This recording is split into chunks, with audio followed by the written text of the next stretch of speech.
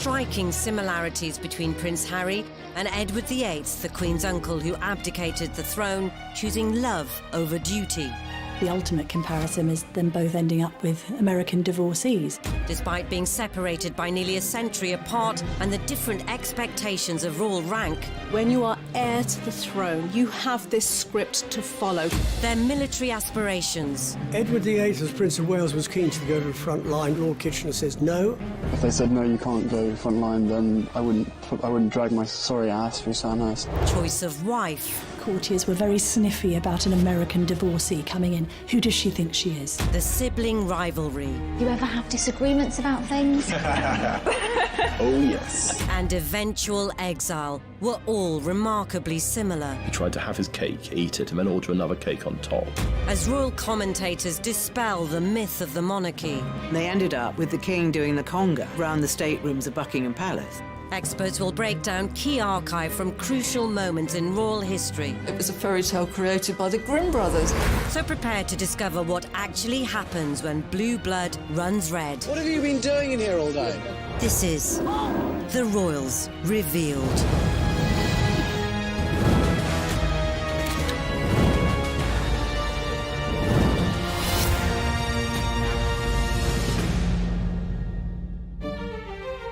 In this episode, we'll reveal how Prince Harry and Edward VIII's lives mirrored each other's, Those major royal players trying to find a solution to a constitutional crisis. why both royals were labelled the party princes, They put the gramophone on, pushed back the carpet and cut a row. Could be playing music till 6, 7 in the morning. At the time, the most controversial aspect of that story was that the bodyguard was in the jacuzzi with him. People wondered how on earth he would be able to reach his weapon in time. how love ultimately conquered royal duty, She did cue him in for the kiss, and I loved the way that it was a bit of a Hollywood kiss. Good for them, where it's what they normally do with a screen kiss. It's not actually on the mouth, it's on the lower lip. George V, when he was introduced to Wallace Simpson for the first time, was so appalled by seeing his son, Prince Edward, associating with a married woman, that he shouted, "That woman in my own house!" And what does their exile say about our royal family? In the presence of the Queen, you're not really going to have people mouthing off and effing and blinding. No one person changes the monarchy.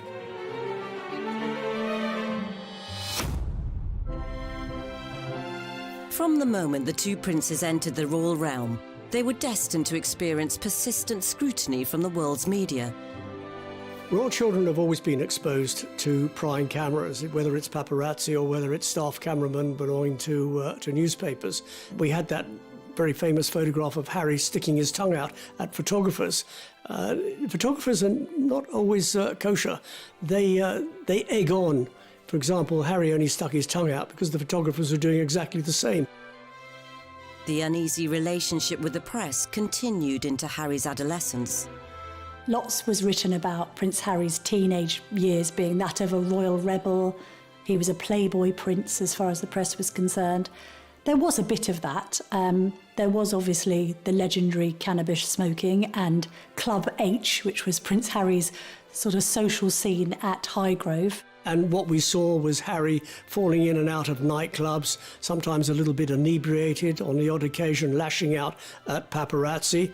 All of these things are damaging perhaps to a certain extent for the monarchy, but actually, interestingly, endeared the public to Prince Harry because there was this sense that he was just a normal lad trying to let off steam.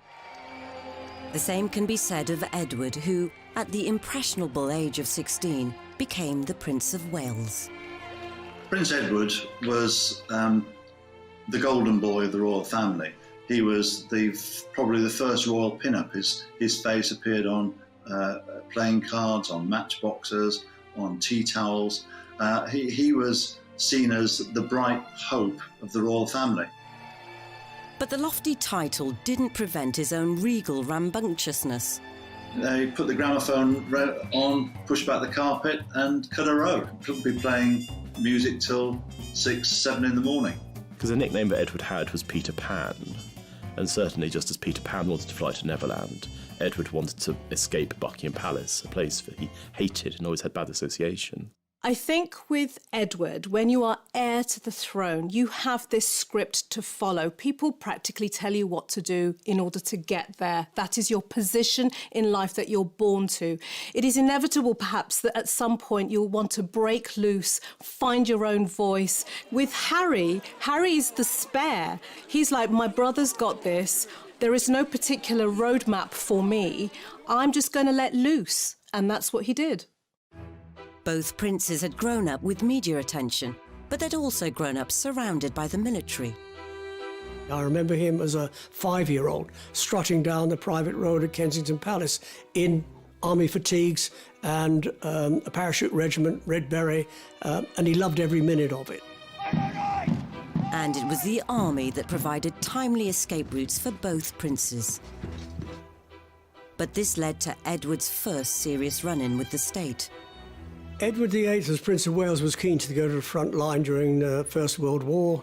Lord Kitchener says no, and he was absolutely right. The heir to the throne does not go to the front line because there is a possibility that the heir to the throne might catch a bullet, might die, and got to find somebody else to take his place. He was prevented from going to the front, apart from on one occasion, and then he joined various staff officers to inspect the trenches.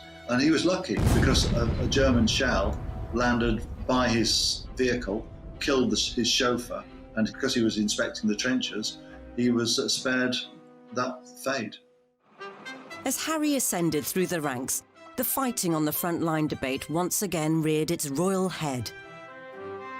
If they said no, you can't go front line, then I wouldn't drag my sorry ass through Sandhurst, and I wouldn't be where I am now, because the last thing I want to do is have my soldiers sent away to Iraq or wherever like that, and for me to be held back home, twiddling my thumbs, thinking, well, what about David? What about Derek? You know.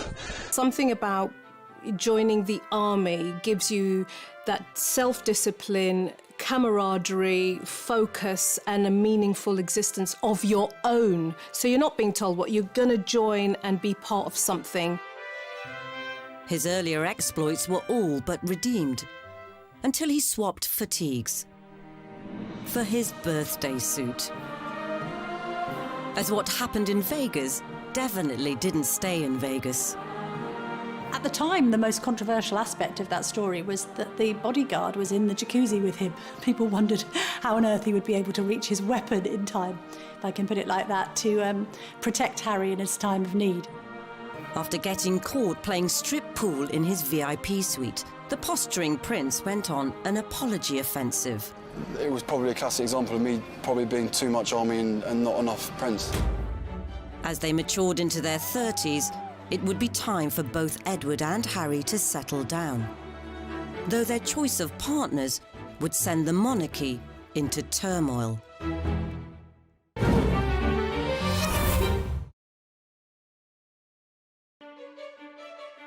Edward VIII and Prince Harry shared many similarities. Both were skilled in military manoeuvring.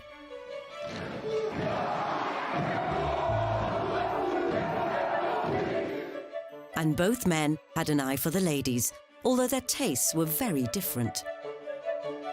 What's always been interesting about Harry is, although he's depicted as this playboy prince, he's always been very discerning in his choice of girlfriend. They've always been very bright, switched-on young women with career ambitions of their own. Chelsea Davy, who went on to study law at Leeds University and became a solicitor. Similarly with Cressida, a fledgling acting career under her belt, and hates the fact that people even mention that she was Prince Harry's girlfriend, because she's much more than that.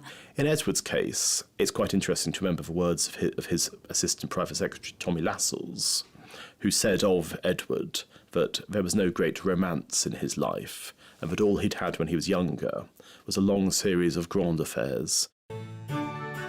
Edward's first serious girlfriend was Freda Dudley Ward, the wife of a high-ranking Liberal MP. This predilection for the married woman may well stem from his relationship with his mother, Queen Mary. She was pretty distant with her children. Now, what do children want? They want that warm maternal attachment. But it sounds to me as if he was familiar with somebody being quite unavailable. So if that is his earliest influence, guess what he's going to look for when he's older? People who are unavailable to him, because he's used to that. Though Edward's and Harry's love lives were different, there was one striking similarity. Of course, the ultimate comparison is them both ending up with American divorcees. Edward had a steamy chat-up line when he first clapped eyes on Wallis Simpson at a country house party in the grip of winter. He asked her, as an American, did she find the central heating poor in these country houses? And she is apparently alleged to have said, oh, sir, I would have expected something smarter from the Prince of Wales. That's the legend. But if either were getting hot under the collar, there was a problem. It was very much the case that Edward, as the future King of England, would not have been allowed to marry a divorced woman. So it probably wasn't the best idea to bring her to the palace to meet the puritanical parents. George V, when he was introduced to Wallis Simpson for the first time, was so appalled by seeing his son, Prince Edward, associating with a married woman, that he shouted, "That woman! In my own house!" And thereafter he had to be reassured, falsely, that Edward was not in a sexual relationship with her. Here was the future king lavishing Mrs. Simpson with what they felt was the family fortune, giving her jewellery, bracelets, necklaces. And the House of Windsor thought that they were being burgled from the inside out. Alec Harding, who was Edward's private secretary, often believed that the stress and misery that George was faced with for having seen his son cohabiting with Wallis was one of the things that led him to an early grave. Harding's theory may well have been correct, as George V died within 2 years, leaving the bewildered new King Edward VIII to address those who are now his subjects. I feel that his death is not only an overwhelming grief to my mother and to us, his children, but that it is at the same time also a personal loss to you all. George V was very reluctant to admit his son, Prince of Wales, into the inner sanctum of monarchy. That is to say, to read the red boxes, all the top secret documents, confidential papers, and so on. So he left the Prince of Wales hanging, and he didn't really prepare him for his future role as king. And George would have been turning in his grave if he'd known who was tagging along at the proclamation. He was quite astonishing to the British aristocracy and squirearchy that here's this woman, this twice divorced American, being allowed into the inner sanctum to watch the accession of Edward VIII at St James's Palace. Yet, for the British public, she remained a mystery. There are pictures taken of her next to Edward, and most of the papers owned by Lord Beaverbrook, the proprietor of the Express and the Evening Standard, either cut her out altogether or referred to her simply as Edward's friend. Unfortunately for Harry, there was no such censorship when Meghan came on the scene in 2016. At the time that she met Harry, and I think was a familiar face in the circles of, say, US breakfast shows and red carpet events in LA. I'm a California girl, born and raised, so the flip-flop culture is part of just who I am. I love my cutoffs and flip-flops and being as relaxed as can be. I think it's fair to say that before she was linked to Prince Harry, few people in the UK would have heard of her. But after she was linked to Prince Harry, obviously, she's become one of the most famous women on earth. Yet nothing could have prepared them for how intense the media scrutiny would become from portraying Meghan as the woman who would revolutionise the monarchy. No one person changes the monarchy. It's not something Meghan said when she was going to march into the monarchy and change it. And then there were the less forward-thinking factors. There was a bit of a narrative that seemed to be racially motivated about Meghan's background, and I think phrases like exotic DNA was used along with straight out of Compton, which she wasn't. Harry wasted no time in trying to set some ground rules, with a statement encouraging a ceasefire to the media bombardment. Harry called that up and said, this isn't right, cover the relationship fairly, by all means, but don't go around besieging family members.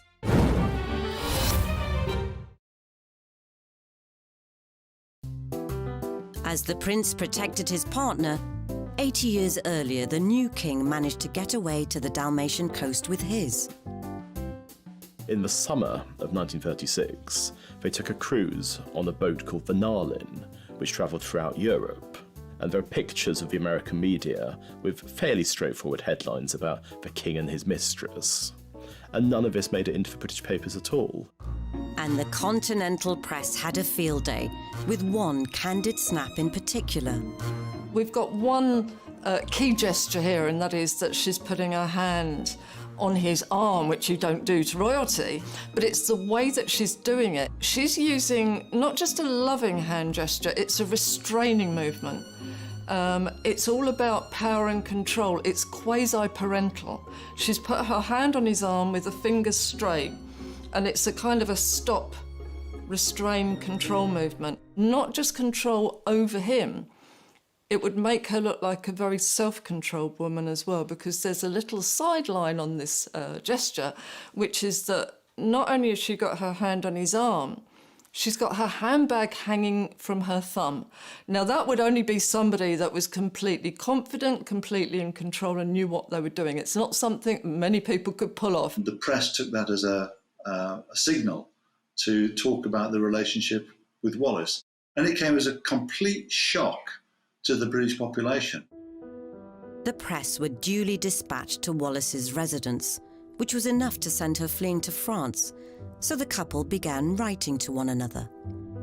Wallace used a word called enum, which she used in her letters to Edward, and enum essentially meant frightened and scared. And in one letter that she wrote Edward, she said, "When the two of us are together, I feel that we can just about bluff it out, but when I'm on my own, I feel terrified and I feel inadequate."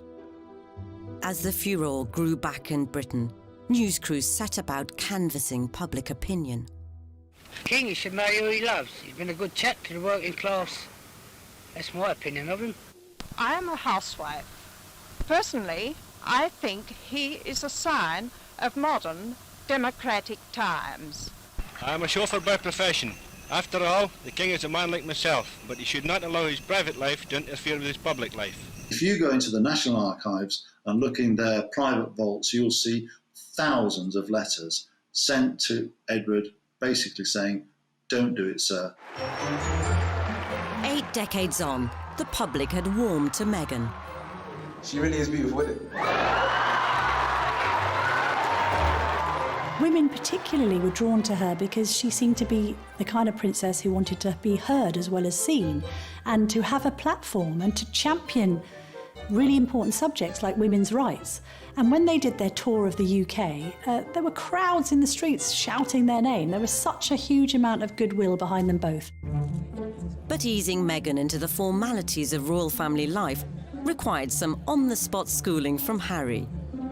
Harry, I think, is being very clumsy with what are called his tie signs here. He's being quite annoying. This is like an actress who is suddenly finding that on set, somebody's trying to give her stage directions. She's looking just slightly peeved that he's interrupting her, because that would be rude at any party. He actually beckons her over, which again would make her feel a bit powerless, and then he steers her and actually pushes her over to the next group. Nobody's going to like that very much, and what she does, she's very polite, she smiles, she comes across. But you'll see that she responds with a reciprocal pat on the back. She pats Harry on the back, so like, you pat me, I'm going to pat you. And what that implies is that, yes, that's fine, and I know that this is a job we've got to do, but I'm also in control here. When we get to the church clip, again, a lot of this, I think people were saying, oh, she's being told off and she's not comfortable. Again, I believe this was Harry's mistake. And it's actually her, to me, caught up in a power battle between the two brothers, even at that stage, because she's very happily talking to William and Kate and smiling, laughing with them. You can see Harry getting more and more agitated. He faces front, he won't join in the conversation, his face drops, he turns round and he uses what's called a leading gesture. He points, sort of, no, pay me attention and look over here. And she kind of colludes, but it's a bit like she's dealing with a little bit of a spoilt child at that point. I think anybody entering the royal circles needs to come with their A game and be very resilient, because not only do they have protocol and rules and hundreds of years of practice, but they also have the court of public opinion. We are on the outside looking in, judging. But even almost mastering the arcane art of the curtsy couldn't protect Meghan from some alleged friendly fire. Meghan and Harry, they felt that she wasn't welcome. She wasn't welcomed by William and Catherine, and that she wasn't particularly welcomed by other members of the family. So we do see similarities with Wallis Simpson, both on a negative front. This idea that courtiers were very sniffy about an American divorcee coming in. Who does she think she is, coming over from America? So even if there were any lingering hostilities, Harry proposed less than 18 months after their first date. It happened a few weeks ago, earlier this month, here at our cottage.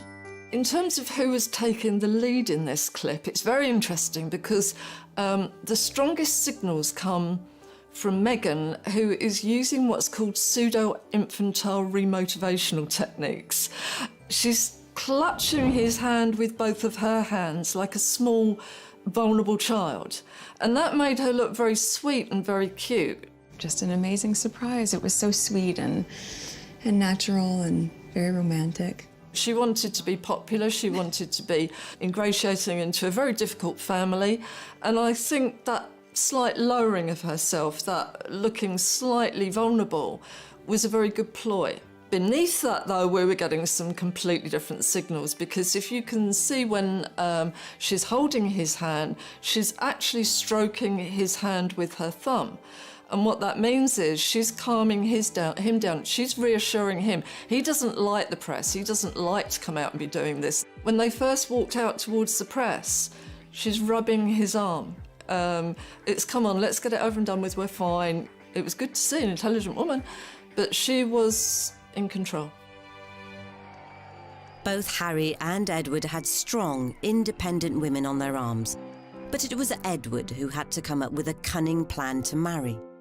In late 1936, Edward raised the possibility of a morganatic marriage with PM Stanley Baldwin, meaning he'd still be king, but Wallis Simpson wouldn't be queen. What he tried to do was he tried to have his cake, eat it, and then order another cake on top. And that led to the most spectacular meltdown in any kind of possibility of his remaining king. After the government rejected Edward's proposal, he informed the government of his intentions to abdicate on December the 9th. And by December the 10th, he was gone. 2 hours ago, I discharged my last duty as king and emperor. That I have found it impossible to carry the heavy burden of responsibility and to discharge my duties as king as I would wish to do, without the help and support of the woman I love. But the controversy was only just beginning for both royals.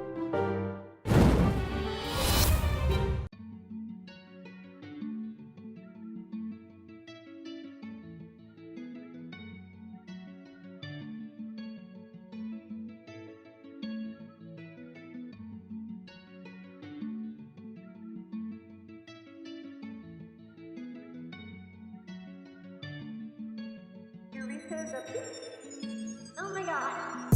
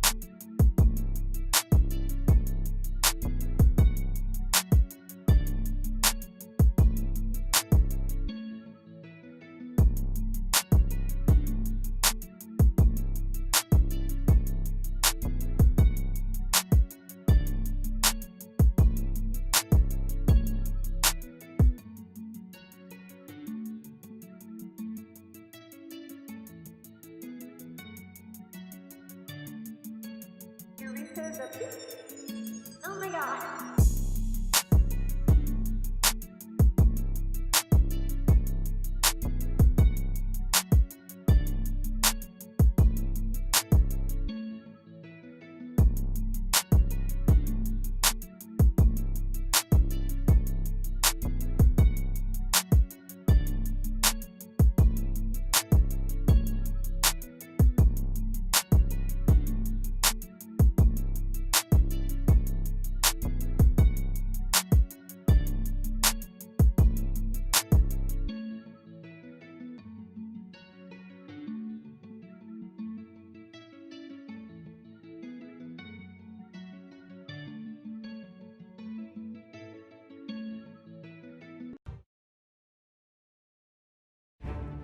Wallis Simpson and Meghan Markle both had a rocky start to life as royal consorts. One resorted to hiding out in a remote castle, whilst the other valiantly tried to continue life as normal, or at least normal for a TV actress, as they both fought adversity on the way to the altar. British women hated her. She got hate mail by the bagful, and she even had a stalker who went down to the south of France where she was hiding out, intent on killing her. It seemed the knives were out for Meghan too. There was a bit of a narrative around some of the demands that the couple had made. This sense of Meghan apparently going into St George's Chapel and saying that it didn't smell right. It was a bit fusty and musty, and that maybe it could have smelt better. Other stories then emerged of Prince Harry effectively telling, we think, one of the Queen's most senior aides what Meghan wants, Meghan gets. It's kind of set a narrative around a couple who were being quite demanding. Wallis had also tried to take control. Wallis Simpson got divorced in October 1936. Her divorce was technically illegal because it involved all of these various things, such as collusion with her husband Ernest. And it's almost certain that Ernest was paid off in order to allow the divorce to take place. So you have to imagine that Wallis, as a divorced woman, was actually in a rather odd position because her decree nisi didn't come through until April 1937. A fortnight later, George VI had been officially crowned. And with Edward VIII downgraded to the Duke of Windsor, the former king could formally seal the deal. But his wedding was unlike any royal nuptials before or since. The king and the commoner became man and wife. Edward's wedding to Wallis involved around a dozen people. It was being held in France with a vicar who was essentially a publicity seeker, because the Archbishop of Canterbury, Cosmo Lang, who hated Edward, had specifically forbade any kind of formal ceremony taking place under the Church of England auspices. As the aged gatekeeper toasts the newlyweds, the Duke and Duchess appear to have their wedding pictures taken. Here comes the bride to join Edward in the happiest moment of their lives. I love the phrase, the happiest moment of their lives. I would say tell his face that, because, no, what we're seeing, not particularly blissful, I'm afraid. They present, they stand there very nicely, they smile from the cameras, but again, Edward uses this Windsor male habit of anxiety rituals, and you can see him with the tie, and even more tellingly, when he's facing the cameras, you can see the muscle working away on the side of his cheek. So he was tense and impatient. What I find really telling, though, is when they finish doing the photographs and walk away, she just goes off up the stairs by herself and almost back into this kind of social role with the other people that are up there. And he's left to kind of go round behind them and just stand there. You'd expect them to be welded together at this point. This is their wedding day, the clue's there. And yet she seems more like hostess socialising, but not with him. By the time that they married in the summer of 1937, Edward and Wallis had been the most famous couple in the world. Yet there was an absence of joy. And so if you look at Harriet and Meghan's wedding, and the obviously joyful occasion that was, it was in stark contrast to what had happened 75 years before. A new royal couple, a new chapter, and after the intimacy of the marriage vows, a place on the world stage. When they came out of the church, I think probably the most normal happily in love couple that we've seen in the royal family, really. I mean, he showboated to the crowds out there. He looked immensely happy, which was very good. I think, you know, he probably, again, it had been a very tense build-up to the wedding for him, but we got, I think, the old impish Harry came back at that point.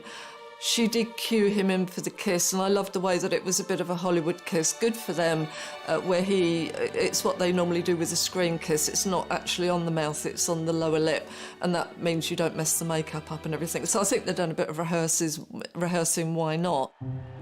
In a rare triumph over the prying press, Harry and Meghan managed to keep their honeymoon destination a secret, whilst Edward and Wallis openly tested the waters of public opinion around Europe. As the European honeymoon of the American-born Duchess and her royal-born bridegroom draws to a close, they still occupy the center of the stage as the King and Queen of Hearts. Despite the Sussexes' huge popularity all over the world, some areas of the media continued to plague them. Even news they were expecting was seen as fair game for critique.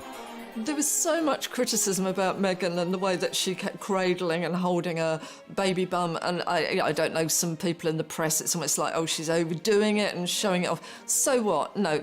I think the big problem was that people didn't get that for years and years and years, particularly in the royal family, it was almost seen as a bit obscene when they were pregnant, so they'd end up wearing a bell tent dress, and then suddenly we got a very liberated woman who would wear whatever she wanted to wear, even if it was quite a tight dress, a revealing dress, and constantly cradling the bum. And I would say good for her. She was so clearly in love with her baby bump, which is natural. The trouble is the media seem to have taken offence at this and gone at her quite negatively and made it out that she was doing something unnatural, abnormal, and almost to the point of heinous. And she wasn't. Lots of mothers do that every day, but they're not in the public eye. And I think for Meghan, it may have been another attempt to other her, put her in a different box. Have you seen the way she's behaving? It's not quite the done thing, although there are loads of examples of Kate doing exactly the same thing. Even the decision to not replicate Harry's own newborn on the hospital steps shot was the subject of scorn. Births, deaths and christenings and weddings have always attracted media attention. The media want them. If they didn't let them in, there'd be a tremendous furore, as we saw with the christening of Archie. Harry and Meghan, they didn't want photographers, and there was a lot of adverse press against them. So, you know, it's a catch-22, isn't it? Damned if you do, damned if you don't. Eventually, enough was enough. And in October 2019, the Sussexes released another statement admonishing foul play. The second press statement was effectively suggesting that there was a vendetta or a campaign against Meghan, and that the media wasn't motivated by the right incentives when covering the Sussexes. That's then taking the coverage extremely personally and suggesting that you are being treated unfavourably, for instance in the case of Meghan against Kate. Again, there's a short memory syndrome going on, because back in the day when Kate was on the scene, she was being called Weighty Katie. Her and Pippa Middleton, her sister, were called the Wisterias because they were fragrant with a ferocious ability to climb. Short memory or not, Harry and Meghan were on the offensive, and they seemed to be handling it personally.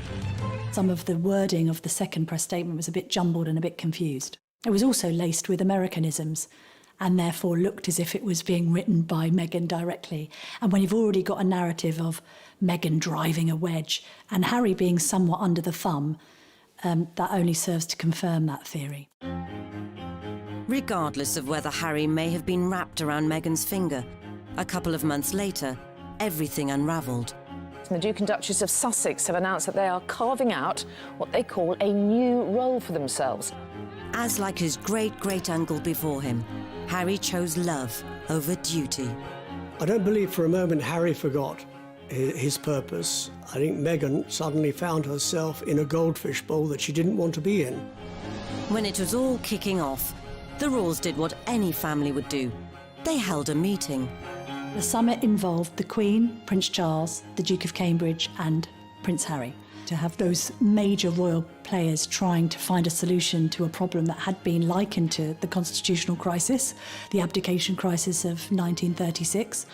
And I think, actually, when I spoke to people afterwards, they did stress that it was all quite cordial and controlled, because in the presence of the Queen, you're not really going to have people mouthing off and effing and blinding. And as the press clamoured for answers, Harry, how are the discussions going on your future? the result was a very public separation, as the Queen reluctantly gave Harry and Meghan permission to slink off to pastures new.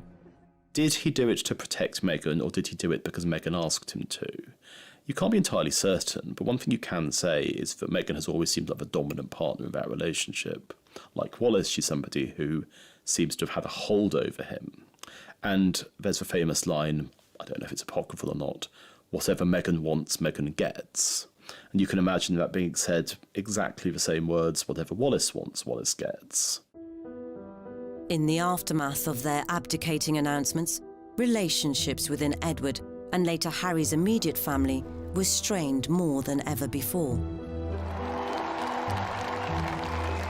And the mood between Edward's brother Albert, now King George VI, but known to his pals as Bertie, was understandably less than chummy. You're not just affecting George VI, you're affecting his entire family. And effectively, you've changed the rules of engagement and you've changed the whole dynamic of what's going to happen next. The recently married Duke and Duchess of Windsor were still followed by crowds wherever they traveled. In Paris, Britain's former king and his bride made the announcement that they were not intending to embarrass the royal family by settling in England. Since then, they have been world travelers.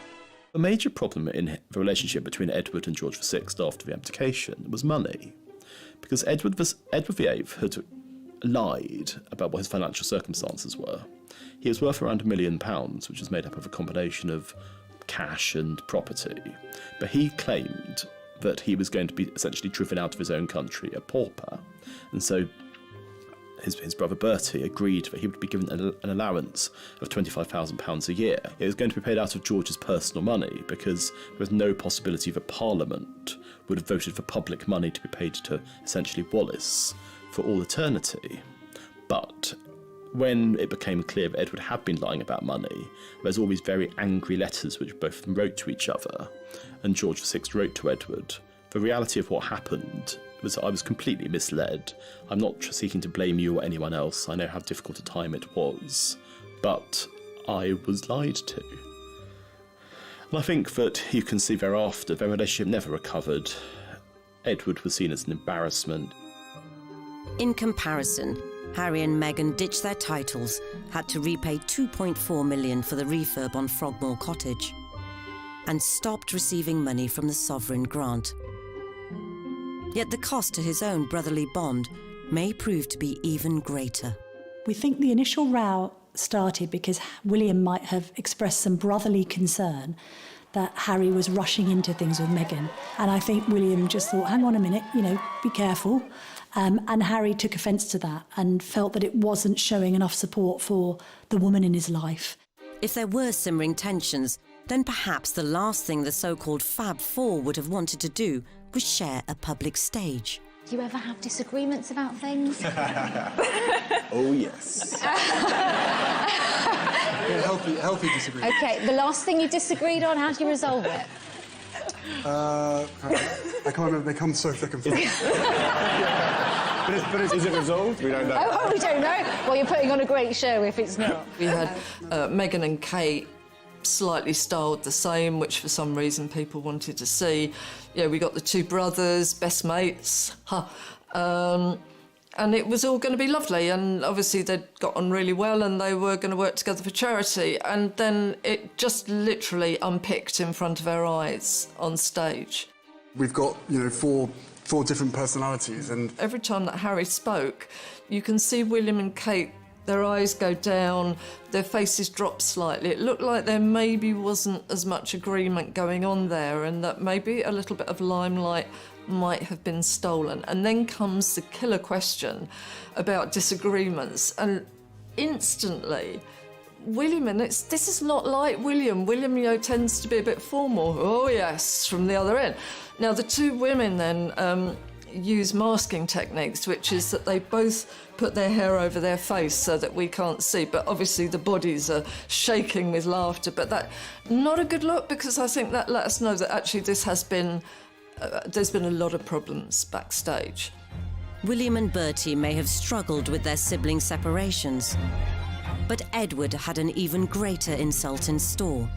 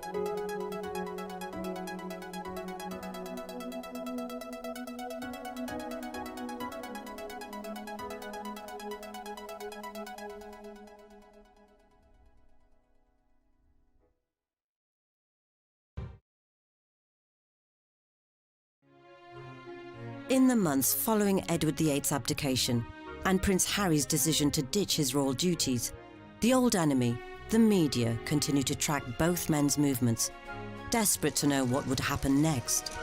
The media have made much of Harry and Meghan stepping down from royal duties and coined the phrase Megxit. Is there any chance that it actually might have been Harry's exit? He might have been the person to make the decision to say, you know what, I want to step away from this and protect my wife and my child. While Harry was being resolute, Edward surrendered to the Nazis, visiting occupied Germany in 1937. He was somebody who did the most stupid things, going to visit Hitler, giving Hitler a Nazi salute, and being received by him in 1937, when Britain was on the verge of war.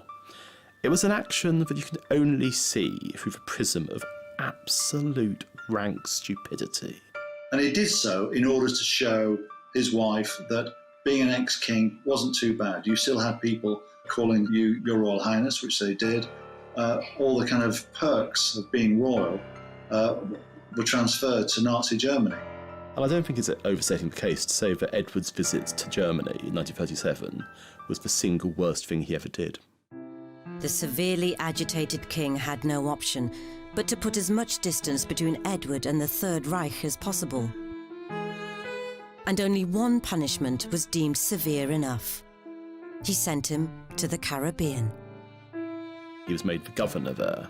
On the one hand, it sounded idyllic. I mean, while his fellow countrymen were suffering rationing and dying in their millions, Edward was having martinis on the veranda with Wallace. But both of them hated it, because they'd liked their life in Paris. They'd seen themselves as being these cultural sophisticates, and now they were on this small island where they had all the money that they could spend, but nothing to spend it on.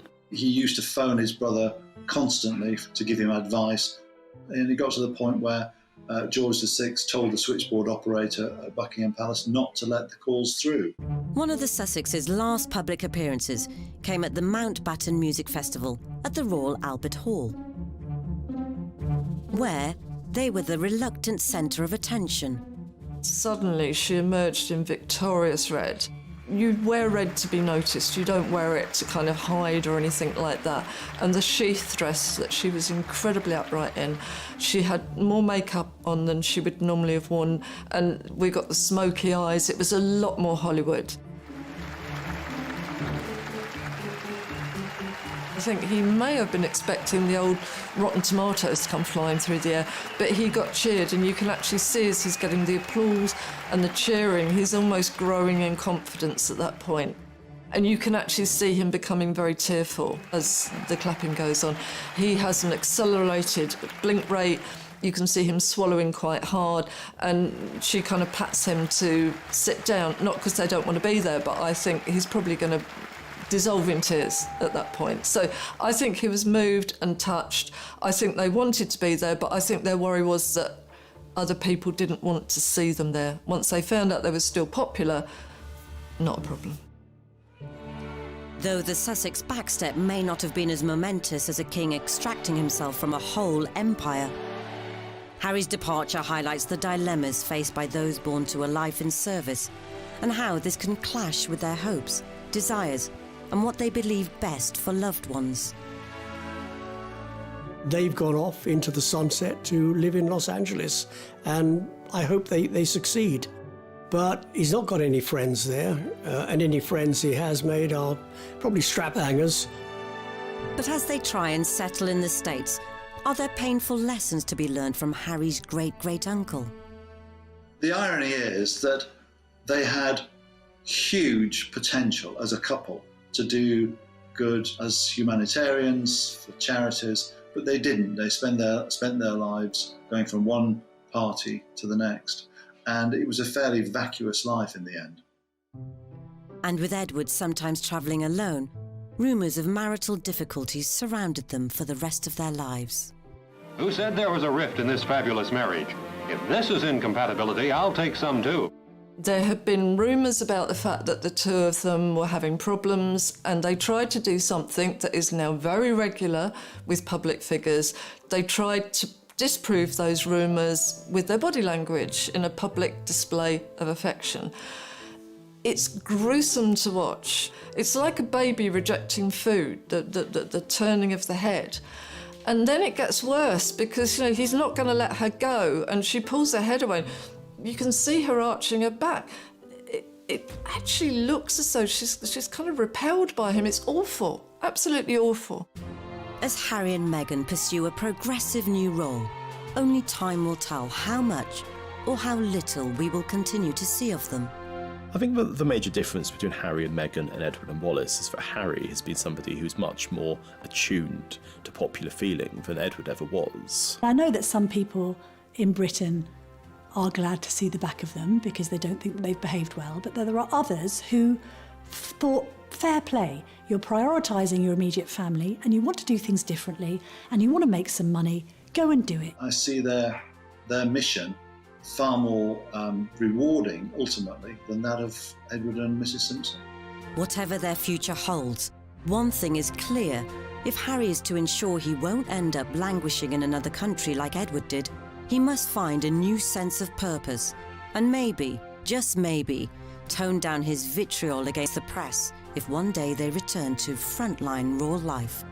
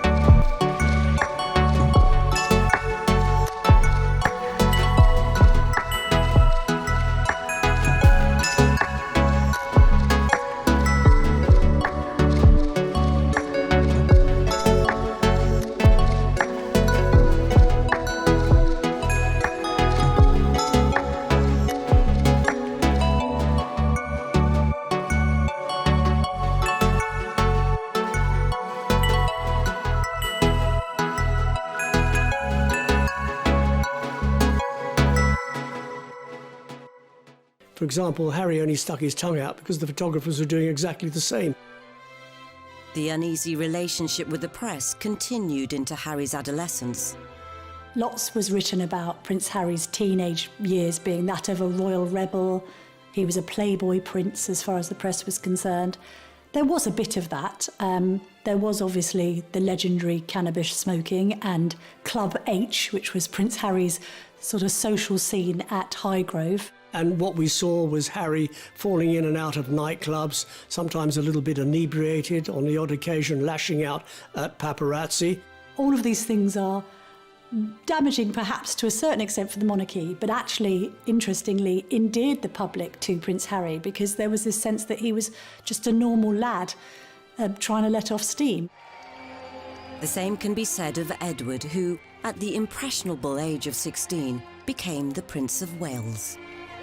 Prince Edward was the golden boy of the royal family.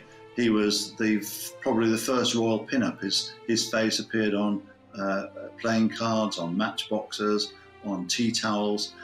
He was seen as the bright hope of the royal family. But the lofty title didn't prevent his own regal rambunctiousness. They put the gramophone on, pushed back the carpet and cut a row. Couldn't be playing music till 6, 7 in the morning. Because the nickname that Edward had was Peter Pan, and certainly just as Peter Pan wanted to fly to Neverland, Edward wanted to escape Buckingham Palace, a place that he hated and always had bad association. I think with Edward, when you are heir to the throne, you have this script to follow. People practically tell you what to do in order to get there. That is your position in life that you're born to. It is inevitable, perhaps, that at some point you'll want to break loose, find your own voice. With Harry's the spare. He's like, my brother's got this. There is no particular roadmap for me. I'm just going to let loose. And that's what he did. Both princes had grown up with media attention, but they'd also grown up surrounded by the military. I remember him as a 5-year-old strutting down the private road at Kensington Palace in army fatigues and a parachute regiment, red beret, and he loved every minute of it. And it was the army that provided timely escape routes for